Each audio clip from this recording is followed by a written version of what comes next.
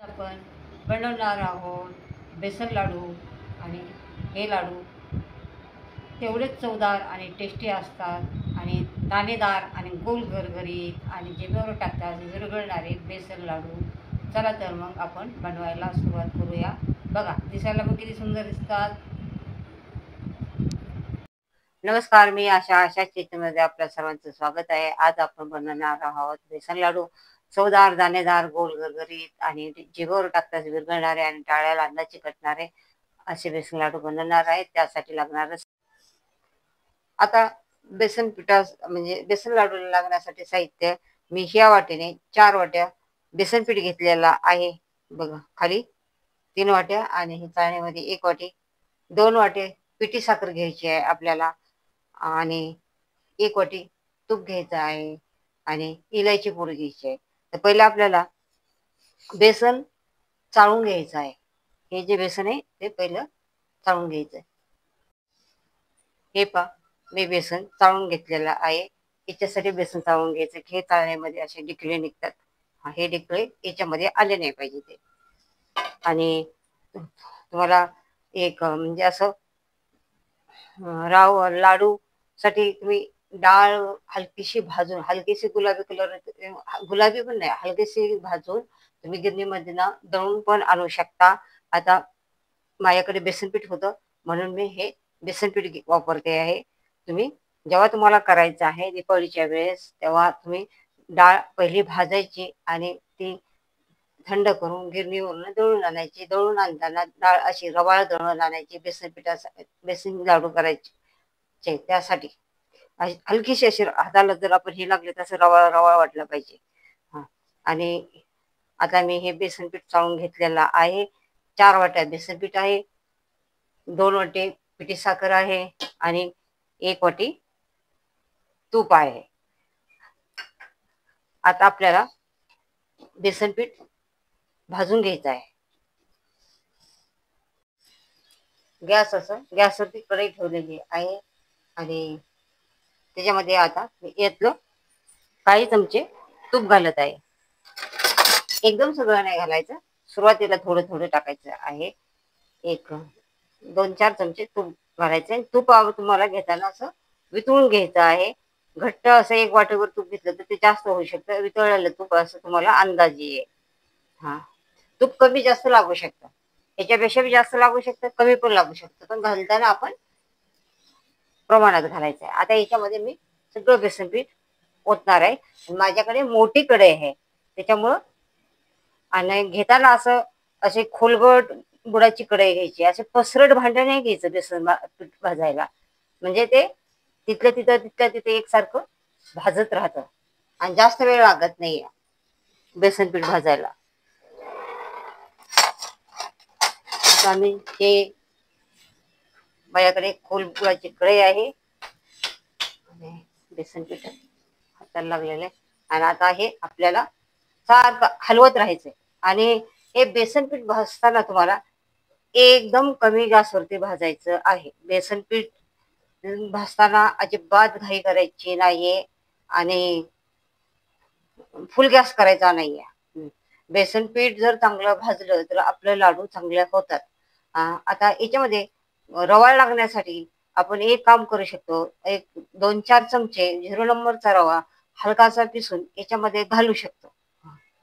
म्हणजे ज्याला असं वाटतं की हे टाळ्याला चिटकेल वगैरे, तर त्यासाठी. तर मला नाही वाटत की म्हणजे नाही चिटकत. तुम्ही जर व्यवस्थित भाजलं आणि थोडं, आता पुढे एक ट्रिक सांगते याच्यामध्ये टाळ्याला चिटकू नये म्हणून. तर हे चांगलं व्यवस्थित आपल्याला भाजून घ्यायचंय, हलवत राहायचंय. आणि हे जर पहिल्यांदा 5-6 मिनिटं भाजल्यानंतर तुम्हाला परत थोडं तूप ऍड करायचं आहे.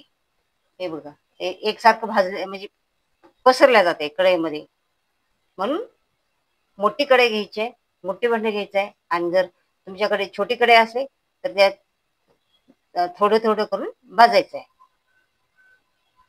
पण अशी मोठी कढईने लवकर होईल. आणि छोटी कढई घ्यायची म्हटलं तर मग आता छोट्या कढईत करायचं असं तर तुम्हाला 2 वेळा करावं लागलं असतं. म्हणून माझ्याकडे मोठी कढई आहे, त्यामुळे मोठ्या कढईचा मी वापर केलेला आहे. हे दिवाळीसाठीच कढई असते. चला आता 5-6 मिनिटं झालेले आहेत.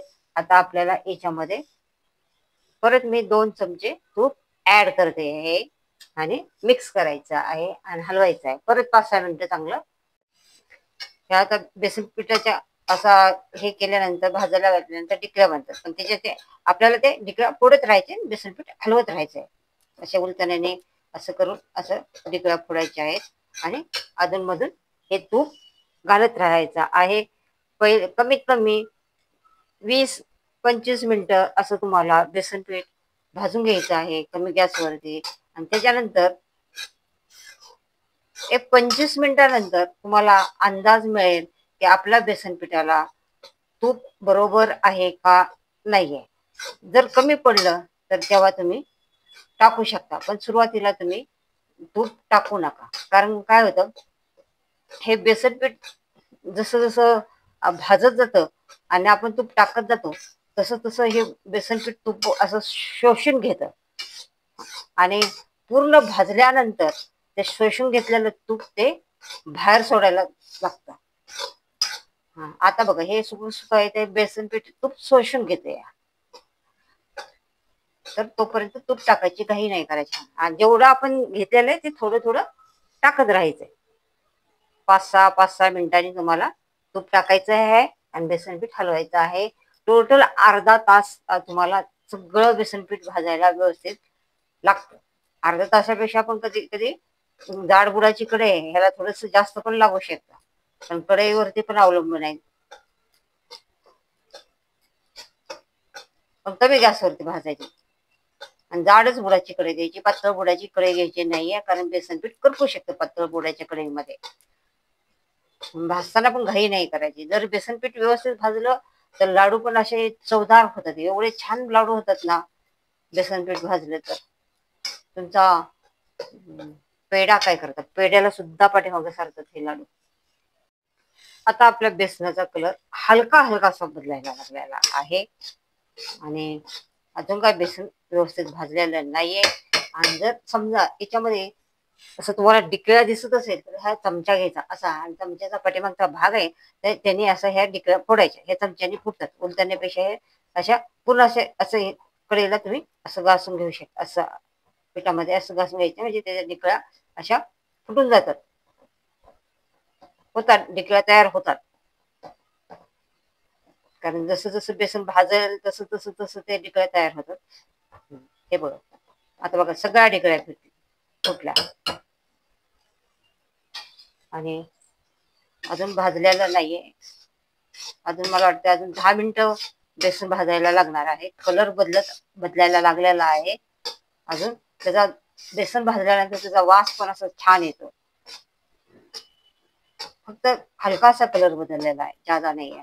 आता त्याच्यामध्ये परत आपल्याला ह्याच्यात थोडस तूप ऍड करायचं आहे. राहिलेलं तूप मी सगळ्यात शेवटी ऍड करायचं आहे. अजून 10 मिनिटं बेसन आपल्याला चांगलं भाजून घ्यायचं आहे. टोटल 25 मिनिटं बेसन चांगलं भाजायचं आहे. 25 मिनिटं पूर्ण झाल्यानंतर राहिलेलं तूप आपल्याला त्याच्यामध्ये टाकायचं आहे आणि त्याच्यानंतर चांगलं परत 5-6 मिनिटं चांगलं हलवायचं आहे. आणि त्याच्यानंतरच मग आपल्याला बघायचा आहे अंदाज की बाबा बेसन पीठ तूप सोडायला लागलं तर टाकायची गरज नाही. कोरडं कोरडं वाटलं तर मग परत थोडस आपण तूप ह्याच्यामध्ये ऍड करायचं आहे. बेसनाचा रंग बदललाय, थोडा बऱ्यापैकी बदललाय. आता याच्यामध्ये मी हे राहिलेलं तूप आहे ते सगळं ऍड करते, घालून देते. आता परत हे 5-6 मिनिटं चांगलं परतून द्यायचं, भाजून घ्यायचं बेसन पीठ. कारण त्याच्यानंतरच आपल्याला अंदाज करणार आहे की आपल्याला आता आणखी तूप लागणार आहे का नाही. कोरडं पीठ असे तर घालायचं आणि तसे गरज नाही. तर आता बघा आता बऱ्यापैकी हे झालेलं आहे पीठ. तर बघूया अजून आपण 5-6 मिनिटं. बेसन लाडू याचे हे महत्वाचं आहे की तुम्ही बेसन कसं भाजताय. खूप घाईघाई फुल गॅसवर भाजलं तर ते लाडू असे करपट लागतील आणि कच्चं ठेवलं तर ते असे कच्चे लागतील. तर बेसनच म्हणजे महत्वाचं आहे, इथला पॉइंट आहे. तुम्ही बेसन कसं भाजताय आणि त्याच्यामध्ये तूप किती घालताय. गोड चालू शकतं, कमी जादा थोडंफारचं इकडे तिकडं गोडचा विषय चालू शकतं. तूप आणि बेसन भाजणं आणि तूप किती प्रमाणात घालताय. जास्त तूप झालं तर ते खूप तुपट लागतात आणि त्यात म्हणजे असं ते लाडूच सारखे राहत नाहीत. कमी पडलं तर त्याला बाइंडिंग येणार नाही. हे टिप्स आहे त्याच्यात.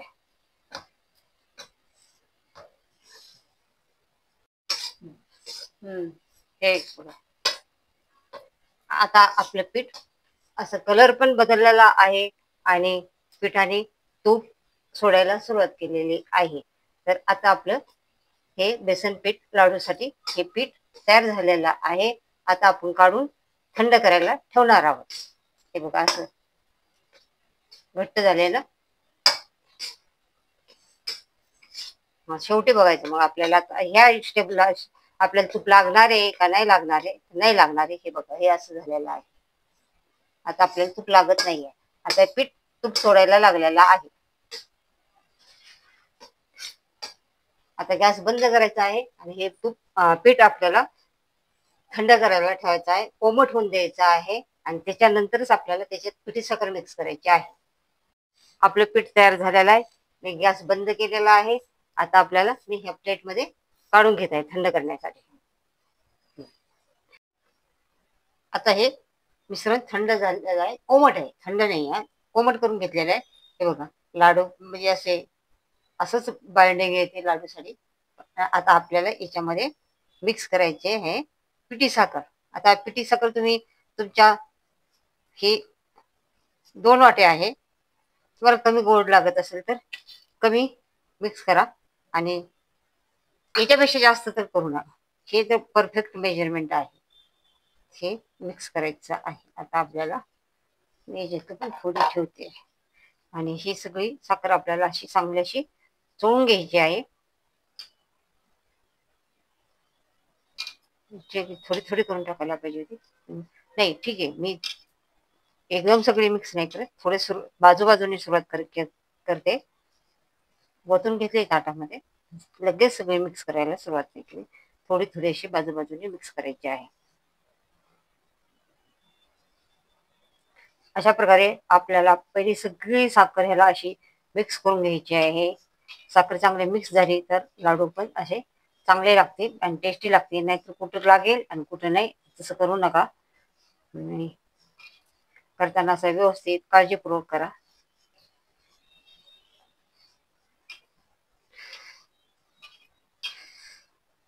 बघा साखर मिक्स केल्यानंतर कसं असं सुकं सुकं होऊन जाते मिश्रण.